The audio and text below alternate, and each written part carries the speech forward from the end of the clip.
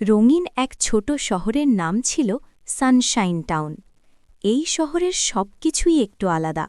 হাঁটা রাস্তাগুলো হাসত, গাছগুলো কথা বলত। শহরের এক কোণায় থাকত এক কৌতূহলী মেয়ে, নাম নীলু।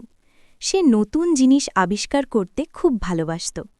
একদিন নীলু তার দাদুর পুরনো গ্যারেজে ঢুকে পড়ে। সেখানে হঠাৎ করে সে দেখতে পেল একটি ছোট 3D রোবট। রোবটটি চোখ খুলে বলল, হ্যালো, আমি রোবটুন।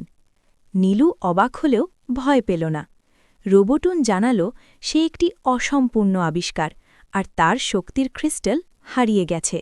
সেই ক্রিস্টাল ছাড়া সে চলতে পারবে না। নীলু আর রোবটুন একসাথে শহরের ভেতর অভিযানে বের হল। তারা উড়ন্ত সেতু পার করল, কথা বলা বিড়ালের সাহায্য নিল, আর শেষ পর্যন্ত পৌঁছাল রেইনবো পাহাড়ে। সেখানে এক দুষ্টু মেঘ ক্রিস্টালটি লুকিয়ে রেখেছিল। নীলু সাহস করে মেঘটির সাথে কথা বলল, বুঝিয়ে বলল বন্ধুত্ব আর ভাগাভাগির মূল্য। মেঘটি লজ্জা পেয়ে ক্রিস্টাল ফিরিয়ে দিল। রোবটুন আবার শক্তি ফিরে পেল। সে বলল, বন্ধুত্বই আসল শক্তি।